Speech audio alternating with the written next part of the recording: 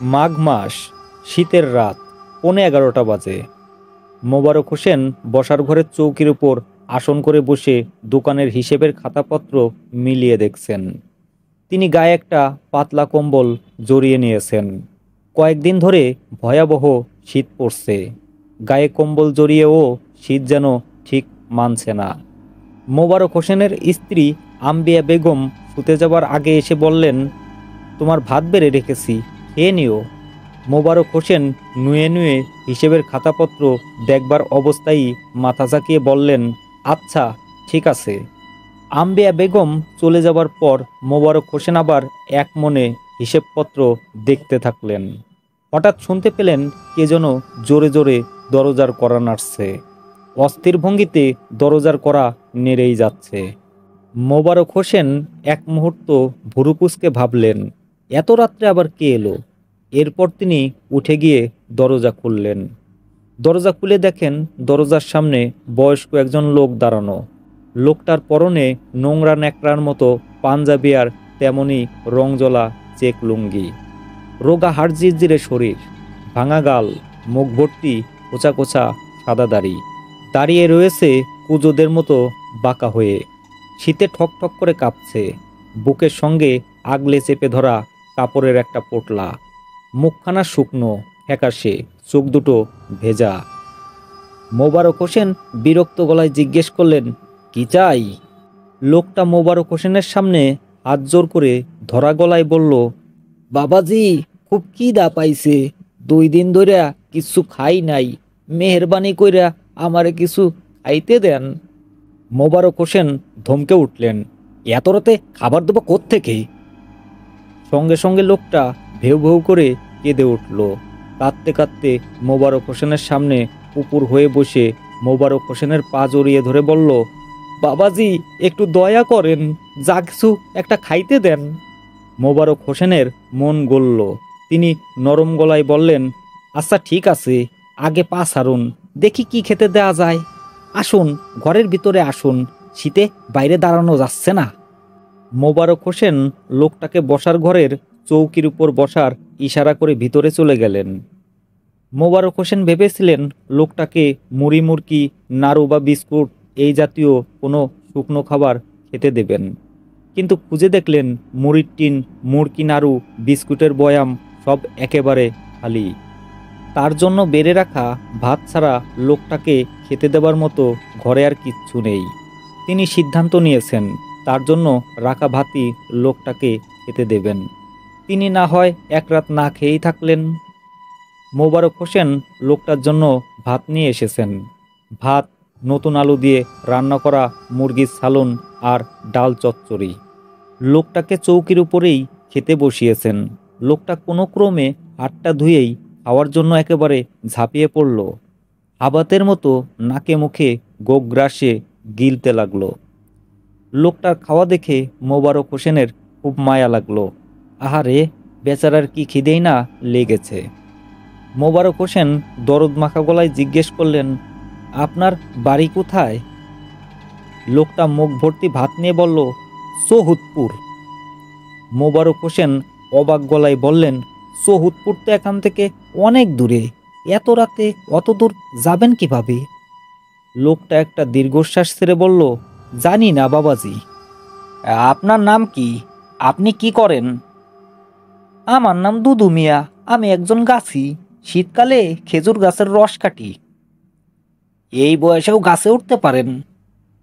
লোকটা থমকে খাওয়া থামিয়ে অসহায় চোখে কিছুক্ষণ তাকিয়ে থেকে দীর্ঘশ্বাস ছেড়ে বলল, না বাবাজি, কয়েক বছর আগে গাছ থেকে পইরা কোমরে ব্যথা পাই, এই থেকে আর গাছে উঠি না। মোবারক হোসেন লক্ষ্য করলেন খাওয়ার সময়ও লোকটা সঙ্গে থাকা পোটলাটা বাম হাতে আগলে বুকের সঙ্গে চেপে রেখেছেন। কে জানে কি আছে ওই পোটলার মধ্যে। লোকটার খাওয়া শেষ।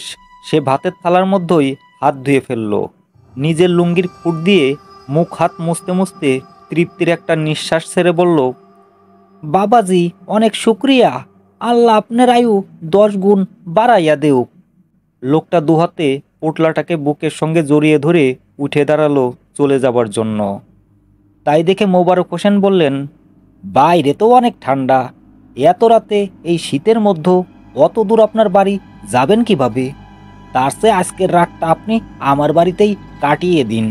একটা বালিশ আর কম্বল এনে দিচ্ছি, এই চৌকির উপরেই শুয়ে পড়ুন, কাল সকালে উঠে চলে যাবেন। কথাটা শুনে মুহূর্তে লোকটার চোখ ভিজে উঠল। চোখের পানি মুছতে মুছতে আনন্দ বিগলিত গলায় বলল, বাবাজি, আপনার মতো ভালো মানুষ এখনো দুনিয়ায় আছে বললেই দুনিয়া টিক্কা আছে। মোবারক হোসেন বালিশ আর কম্বল এনে দিলেন। লোকটা পোটলাটাকে বুকের সঙ্গে জড়িয়ে ধরে কম্বল মুড়ি দিয়ে শুয়ে পড়ল।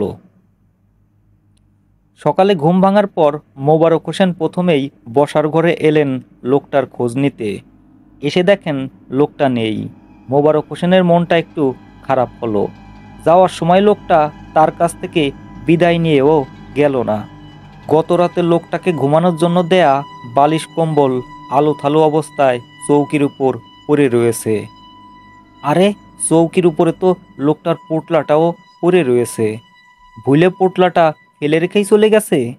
অথচ সারাক্ষণই পোটলাটাকে কত যত্নে নিজের বুকের সঙ্গে আগলে রেখেছিল। নিশ্চয়ই ওই পোটলার মধ্যে লোকটার গুরুত্বপূর্ণ কিছু রয়েছে। বয়স্ক মানুষ, পোটলাটা নিতে আবার এত দূরের পথ পাড়ি দিয়ে আসবে। তার চেয়ে মোবারক হোসেন নিজে গিয়ে পোটলাটা লোকটার হাতে পৌঁছে দিলে কেমন হয়।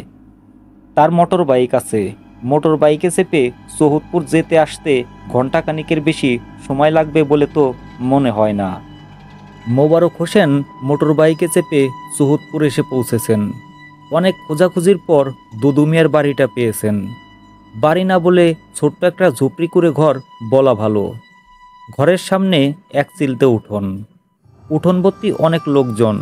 মোবারক হোসেন উঠোনের একপাশে মোটর বাইকটা দাঁড় করিয়ে সামনে এগিয়ে গেলেন। মধ্যবয়স্ক একজন লোককে সামনে পেয়ে জিজ্ঞেস করলেন, এটা দুদু মিয়ার বাড়ি না, যে খেজুর গাছের রস কাটত? মধ্যবয়স্ক ভদ্রলোক বললেন, জি, এটা দুদু মিয়ার বাড়ি। আপনি কে? আপনাকে তো ঠিক চিনলাম না। আমি নয়াকান্দা থেকে এসেছি। হাতের পোটলাটা সামনে তুলে ধরে বললেন, দুদু মিয়া আজ ভোরে ভুলে তার এই পোটলাটা আমার বাড়িতে ফেলে এসেছেন, তাই এটা ফেরত দিতে এসেছি। মধ্যবয়স্ক ভদ্রলোক গলার স্বর কিছুটা উঁচু করে বললেন, ভাইজান, আপনার কথা ঠিক বুঝলাম না, একটু খোলসা করে বলেন তো। দুদু মিয়া আজ ভোরে আপনার বাড়িতে, মানে কেমনে কি? মোবারক হোসেন বললেন, আজ ভোরে নয়, তিনি আমার বাড়িতে গিয়েছিলেন গত রাতে 11টার দিকে। খুবই ক্ষুধার্ত ছিলেন, আমার কাছে খাবার চান, আমি তাকে ভাত খাওয়াই। এরপর আমার বাড়িতেই রাতটা কাটিয়ে যেতে বলি। সকালে উঠে। সব কথা শোনার পর বিস্ময়ে মধ্যবয়স্ক লোকটার চোখ কপালে উঠল। বিস্ময়ে বুঝে আসা গলায় তিনি কোনোক্রমে বললেন, তা কি করে সম্ভব? দুদু মিয়া তো গতকাল সন্ধ্যা রাতেই মারা গেছেন।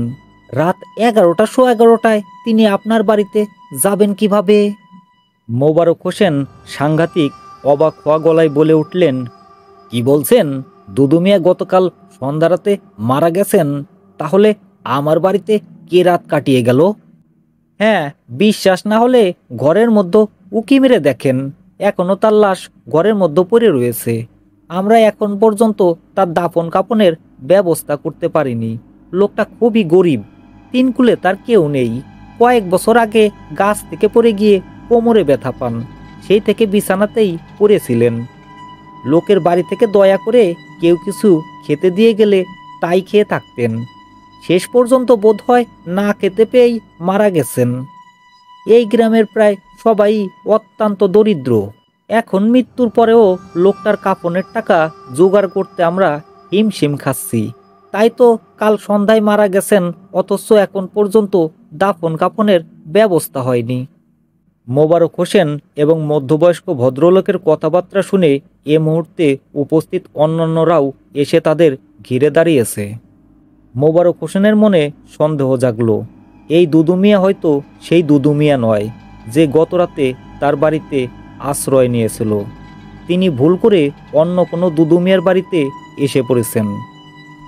সন্দেহকে বিশ্বাসে রূপ দিতে মোবারক হোসেন লাশটাকে দেখার জন্য ঘরের ভিতরে উকি মারলেন। ঘরের মেঝেতে পড়ে থাকা লাশটাকে এক নজর দেখেই তার মাথায় চক্কর মেরে উঠল। আশ্চর্য, এই দুদু মিয়া তো সেই দুদু মিয়াই, সেই হাড়জিরজিরে চেহারা, মুখে খোসা খোসা দাড়ি, পরনে ন্যাকড়ার মতো পাঞ্জাবি আর রংজলা চেক লুঙ্গি। মোবারক হোসেন মাথা ঘুরে পড়ে যাচ্ছিলেন, তার আগেই পাশে থাকা অন্যরা তাকে ধরে ফেলেন। চোখে মুখে পানি ছিটিয়ে এবং পানি খাইয়ে মোবারক হোসেনকে কিছুটা সুস্থির করে তোলা হলো। এবার সবাই তার হাতে ধরা পোটলার দিকে তাকিয়ে কৌতূহলী গলায় বলাবলি করতে লাগলো, আচ্ছা ওই পোটলার মধ্যে কি আছে, খুলে দেখতে হয়। পোটলা খুলে দেখা গেল ওটার ভেতরে কাফনের কাপড় আর আতর, লোবান, কর্পূর, আগরবাতি।